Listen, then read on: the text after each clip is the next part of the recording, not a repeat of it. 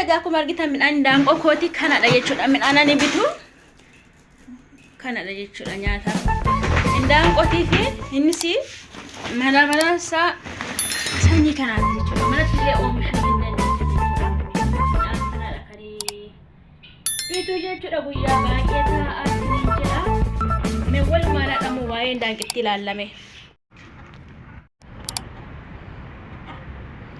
Tolega aku margitan indang qonni ko akkana fakkaate jechuudha midhaan shii geeddara dheetana dhufe isaan kun lamadha qobaan galcha jechuudha baay'ee miti isaan kun sadii jechuudha isaan kun sadii iddoo kana sadii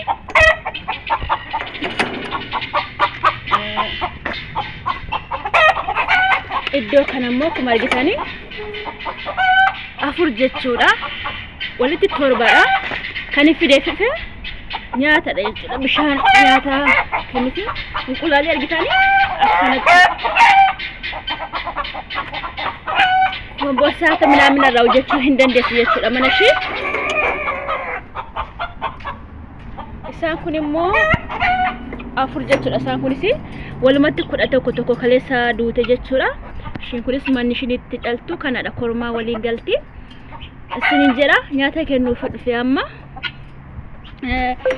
akkaataa kamiin ijaarame yoo jettaan gubbaasa laameeraadha kanadha jechuudha gubbaasa akka kana laameeraa ta'e dheerinni isaa amma kana jechuudha amma kana dheerata jechuudha isaan kun 1 feet irraa hojjetamani zuuraasa kun bolokeettiin nam'ee jechuudha bolokeettirraa laameeraan irratti hojjetame inni kun inni sin argitan kun inni kanarra dhaabbate jechuudha kanatu laameeraa gubbaa wanni gubbaa dhaabbate jechuudha bolokeetti gubbaa dhaabbate jechuudha muluu isaa amma daka ga'utti akkanatti ijaaramu qoba galuu jechuudha baay'achaa deemu waan ta'eef jechuudha siniin jedha argitan kana amma sitti bishaan shii waraabee jira jechuudha sitti bishaan guutee jira bishaan gosa kana naqee jechuudha Inna hojjannani hojii salphaadha jijjiirama barbaannani hojiin hin jiru jedhina otoo hojjettani maaliidhaaf indaanqoo tokko birrii 100 keessa baate birrii 1,500 galti otoo yoo hojjettu ta'e jechuudha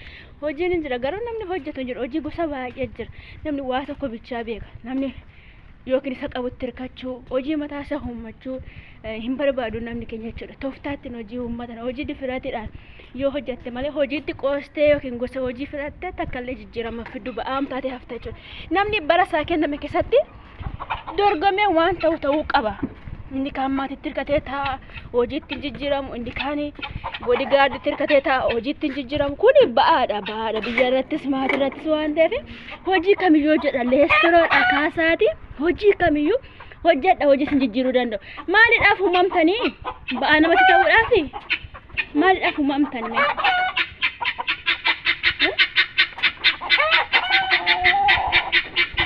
as gubbaa moo laameera gubbaa dhaaba bolokeetti gubbaa dhaaba jechuudha bishaansa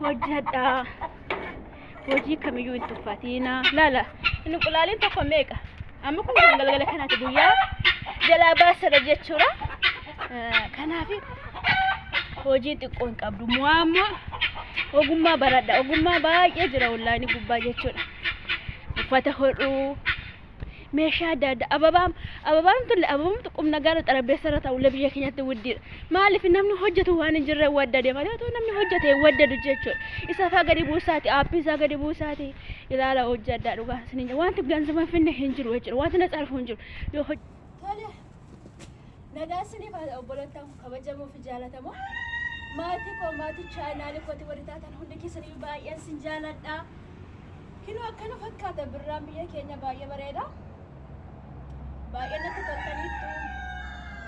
baay'ee natti toltaniittu sinin jedha baay'ee sin jaaladha gara chaanaali kooti deddeebitan dabalamtanii like share gochuudhaan warri na jajjabeessitan guddaa galatoomaa sinin jedha har'amoo hindaanqonni haala kamirra jirti gabaan indaanqoo maal fakkaata gannaan yookiin ximqanni fuula keenya dura jira indaanqoota akkaataa kamiin orsiifna akkaataa kamiin kunuunsina kan jedhu indaanqoonni beezawee boota baay'ee hin barbaaddu jechuudha midhaanis immoo waan baay'ee nama hidhibuu miti jechuudha magariisa naannoo keessatti biqilchite magariisa mana keessa jirtu keessatti biqilchite indaanqoota sooruu hin dandeessa tooftaa adda addaatti jechuudha feestaalii irratti wantoota ciccitaa irratti magariisa oomishte yeroo tokko magariisa sana laachaa fi yeroo tokko immoo midhaan biraa laachaa fi horsiiftee irraa argachuu dandeessa jechuudha. Indaanqolaan tokko meeqaa ayyaana fuula kana duraatti birrii 15 birrii 20 galuu danda'a jechuudha. Namni walitti indaanqota kana indaanqota 20 indaanqota 30 indaanqota 50 qabu mee 15 baay'isuu 50 15 baay'isuu 100 15 baay'isuu 20 akkasitti ilaalame baay'isaati ilaalame sanuma jechuudha. Asitti hirriba dhabdee dhiphattee arrabsamtee waan meeqa taatee nan dhabamoo nan argadhamoo nan galamoo jettee hoof dhiphisurra biyya kee keessatti karaa boonsaa ta'e jechuudha. Kanaan dura wanti baay'een nu galuu dhiisuu danda'a jechuudha. Tooftaaleen hojii wanti baay'een nu galuu dhiisuu danda'a. Amma garuu warreen biyya namaa keessa deddeemaa jirtanii hojjechiisa sammuu keessan hojjannaan wanti hin taa'amne hin jiru dhugaatiin hin jedha. Waan baay'ee hojjechuu dandeessu.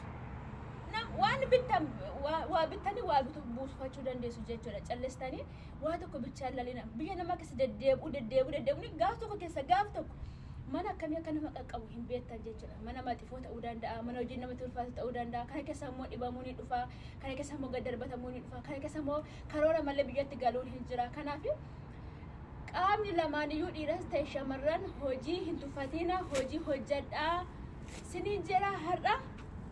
Agartanii waan fakkaatu bokkaan roobee ka'e indaanqota kiyya nyaata kennee tanaan asumaan sagalee sinii qabadheedha. Warri sinitti tole ammas akkasuma gara kootti dabalamaati dogoggora jiru wal barsiisaa karaa jiruunis immoo wal jajjabeessine harka wal qabanne godaantummaa nurraa dhaabbachuu qaba.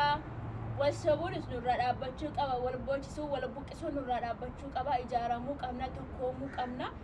Namni wal jibbu namni wal buqqisu Itoophiyaa bichaadha beezawee biyya namaa keessatti yoo laaltani namni qe'ee waliyyuu waggaa keessatti yoo afoo ayyaana isaanii afoo ji'a isaanii bicha wal argu jedhu biyyi keenya garuu gadi baatee gibbii namaa laalaa walti barbara dhaabbattee waan namaa qorachaa walti inaafaa walti kanaaf hin guddatu jedhu namni nama inaafu hin guddatu namni nama waan gaarii yaadu garuu gooftaa biraa wanti gaarii yaadamaaf jechuudha. Kanaafi hojii baay'ee jira sinii jira. Hojiin gosta hojjetamu hojii baay'ee jira. Waan tokko irratti hirkattanii beezawee amma warri lafa bittanii lafa qabdanii mana irratti ijaaruuf warri dhiphatanii jiru.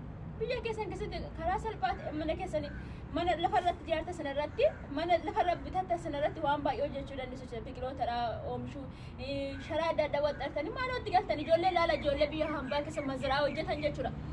Magaalaa nala jiraatu mana gaa keessatti kan jiraatu sharaa keessa bulu jechuudha. Kaayyoo sadiidhaan maal biyya keenya keessatti sharaa waxxarannee gatii amma sa'aatii kana elisheeppi tokko ijaaruuf birri miliyoona tokko nama barbaada. Qorqorroo simmintoo mitiiti jechuudha. Simmintoo mitiiti qorqorroo fi dhoqqeerraa elisheeppi qorqorroo 50 qorqorroo 60 hojjechuudhaaf birri miliyoona tokko tuqaa 5 birri miliyoona tokko tuqaa 6 2 3 4 si gaafata jechuudha.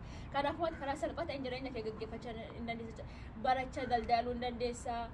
Waan baay'ee iddootti barumsa kee dhaabde sana yoo qabxii dhabde ta'e irra deemtee barattee waan boonsa galmeessuu dandeessa siin jedha. Gaa'ila keessa gaa'ila nagaa ta'e gaa'ila sirraa adeemu gaa'ila galma qabu ijaarradhu gaafa ijaartu gaa'ila asumeen ijaarratin asumee har'umaa nu ijaarratin har'umaa kontiraata ni ijaarratin ishi kontiraanni eessaniyyuu nama ga'u maatis nama horsiisu waan ta'eef jechuudha. Kontiraata waan ta'eef yeroo wanti kontiraatti sun dhumee gadi baastaa jechuudha isa baastaa jechuudha. Kanaaf karaa nagaa ta'e wal jaaladhaa tokkooma waliin boochisina waliin miidhina qoraatti walitti ta'inaan dhaamsa kooti argitanii tundaanqonni koo 11 tokko kaleessa keessaa duute jechuudha.